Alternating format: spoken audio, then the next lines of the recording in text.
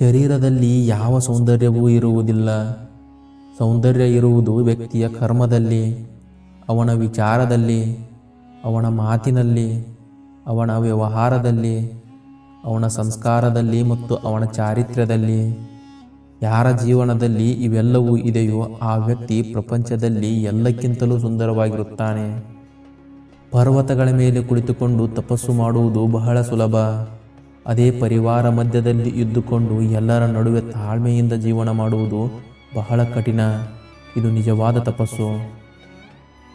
ಮಾತಿನ ವರ್ತನೆ ಹೇಳುತ್ತದೆ ಮನುಷ್ಯ ಹೇಗೆ ಅಂತ. ವಾದಿಸುವ ವರ್ತನೆ ಹೇಳುತ್ತದೆ ಅವರ ಜ್ಞಾನ ಎಷ್ಟು ಅಂತ.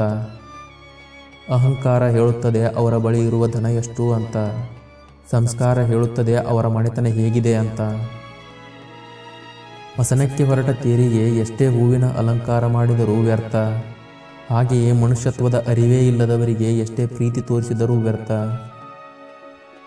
ಅವರೇ ಮಾತನಾಡಲಿ, ನಾನ್ಯಾಕೆ ಮಾತನಾಡಬೇಕು ಅಂತ ನಿಮ್ಮ ಮನಸ್ಸಿಗೆ ಬಂದರೆ ನೀವು ಆ ಸಂಬಂಧವನ್ನು ಕಳೆದುಕೊಳ್ಳಲು ಮೊದಲು ಹೆಜ್ಜೆ ಇಟ್ಟಿದ್ದೀರಿ ಎಂದರ್ಥ.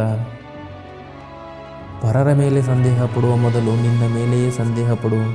ಸ್ವಲ್ಪ ತಪ್ಪುಗಳಾದರೂ ಕಡಿಮೆಯಾಗಬಹುದು. ತಪ್ಪೇ ಮಾಡದಿರಲು ನೀನು ಜೀವವಿಲ್ಲದ ವಸ್ತುವಲ್ಲ. ಸಮುದ್ರದ ಮೇಲೆ ಬೀಳುವ ಮಳೆ, ಹೊಟ್ಟೆ ತುಂಬಿದ ಮೇಲೆ ನೀಡಿದ ಊಟ, ಸಿರಿವಂತನಿಗೆ ನೀಡಿದ ಉಡುಗೊರೆ, ನಡು ಹಗಲಿನಲ್ಲಿ ಹಚ್ಚಿದ ದೀಪ, ನಿಯತ್ತು ಇಲ್ಲದವರಿಗೆ ತೋರಿಸಿದ ಪ್ರೀತಿ ಎಲ್ಲವೂ ವ್ಯರ್ಥ. ಹಳಸಿದ ಅನ್ನ ತಿನ್ನುವ ಪ್ರಾಣಿ ಪಕ್ಷಿಗಳಿಗೆ ರೋಗವಿಲ್ಲ. ಬಿಸಿಯಾಗಿರುವುದನ್ನೇ ತಿನ್ನುವ ಮನುಷ್ಯನಿಗೆ ಮೈತುಂಬಾ ರೋಗ. ಇದೇ ಭಗವಂತನ ಆಟ. ಬಲಹೀನರನ್ನು ಬಲವಂತರು ಹೊಡೆದರೆ ಬಲವಂತರನ್ನು ಭಗವಂತ ಹೊಡೆಯುತ್ತಾನೆ.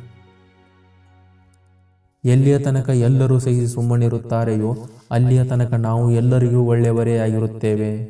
ಒಂದು ವೇಳೆ ಅನುಭವಿಸಿದ ಅನ್ಯಾಯವನ್ನು ಬಾಯ್ಬಿಟ್ಟೆವೋ ಆಗ ಎಲ್ಲರಿಗಿಂತ ನಾವೇ ಹೆಚ್ಚು ಕೆಟ್ಟವರಾಗಿರುತ್ತೇವೆ. ನಮ್ಮಿಂದ ಲಾಭವಿದೆ ಎಂದಾದರೆ ಶತ್ರು ಕೂಡ ಮಿತ್ರನಾಗುತ್ತಾನೆ. ಅದೇ ನಮ್ಮಿಂದ ನಷ್ಟವಾಗುತ್ತದೆ ಅಂತ ಗೊತ್ತಾದರೆ ಮಿತ್ರ ಕೂಡ ಶತ್ರುವಾಗುತ್ತಾನೆ. ಸಾಗೋ ಜೀವನದಲ್ಲಿ ನಮ್ಮ ಜೊತೆ ಯಾರು ಇರುತ್ತಾರೆ ಅನ್ನುವುದಕ್ಕಿಂತ ಕಷ್ಟದಲ್ಲಿ ಯಾರು ಕೈ ಹಿಡಿಯುತ್ತಾರೆ ಅನ್ನೋದೇ ಮುಖ್ಯ. ಯಾಕೆಂದರೆ ಮನಸ್ಸು ತಿಳಿದವರಿಗೆ ಮಾತ್ರ ನಮ್ಮ ನೋವು ಅರ್ಥವಾಗುವುದು. ಬಟ್ಟೆಯನ್ನು ಅಳತೆ ಮಾಡಿ, ಆದರೆ ಬಟ್ಟೆಯನ್ನು ನೋಡಿ ಮನುಷ್ಯನನ್ನು ಅಳೆಯಬೇಡಿ. ಮನುಷ್ಯನಿಗೆ ಹಣವಿಲ್ಲದಿದ್ದರೂ ಅವನದ್ದೇ ಆದ ಸ್ವಾಭಿಮಾನದ ಗುಣವಿರುತ್ತದೆ. ಸಂಪತ್ತಿನ ಬೆಲೆಯೇ ಬೇರೆ, ಸಂಸ್ಕಾರದ ಬೆಲೆಯೇ ಬೇರೆ. ತಪ್ಪೊಪ್ಪಿಕೊಂಡಾಗ ಕ್ಷಮೆ ಕೇಳಬಲ್ಲವನು ಅತ್ಯಂತ ಧೈರ್ಯವಂತನಾಗಿರುತ್ತಾನೆ. ಇತರರ ತಪ್ಪನ್ನು ಕ್ಷಮಿಸಬಲ್ಲವನು ಅತ್ಯಂತ ಬಲಶಾಲಿಯಾಗಿರುತ್ತಾನೆ. ಬೇರೆಯವರ ತಪ್ಪನ್ನು ಮರೆಯಲು ಸಾಧ್ಯವಿರುವವನು ಜೀವನದಲ್ಲಿ ಅತ್ಯಂತ ಸುಖಿಯಾಗಿರುತ್ತಾನೆ. ಇತಿಹಾಸ ಹೇಳುತ್ತದೆ ಕಳೆದು ಹೋದ ದಿನ ಸುಖವಾಗಿತ್ತು.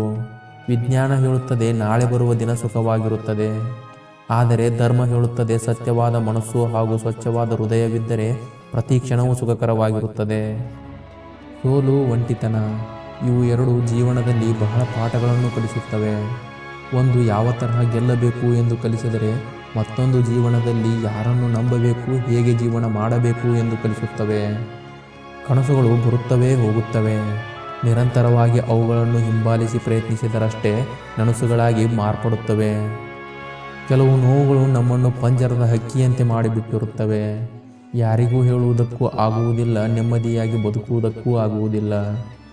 ಹೆಣ್ಣಿನ ಮೊಗದಲ್ಲಿ ನಗು ತರಿಸುವ ಶಕ್ತಿ ಇರುವುದು ಹಣದಲ್ಲೂ ಚಿನ್ನದಲ್ಲೂ ಅಲ್ಲ, ಅದಕ್ಕಿಂತ ಹೆಚ್ಚಾಗಿ ಅವಳನ್ನು ಪ್ರೀತಿಸುವ ಗಂಡನ ಗುಣದಲ್ಲಿ.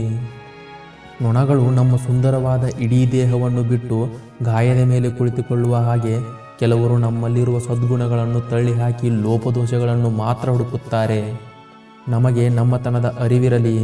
ನಮ್ಮ ಅಂತರಾಳ ಯಾವಾಗಲೂ ಒಳ್ಳೆಯದನ್ನೇ ಬಯಸುತ್ತಿರಬೇಕು. ನಾಣ್ಯಕ್ಕೆ ಹೇಗೆ ಎರಡು ಮುಖವೋ ಹಾಗೆಯೇ ಮನುಷ್ಯನಿಗೂ ಎರಡು ಮುಖ. ಹೊರಗೊಂದು ಒಳಗೊಂದು. ಅವಶ್ಯಕತೆಗೆ ತಕ್ಕಂತೆ ಬದಲಾಗುತ್ತಾರೆ. ಇದುವೇ ವಾಸ್ತವ ಸತ್ಯ.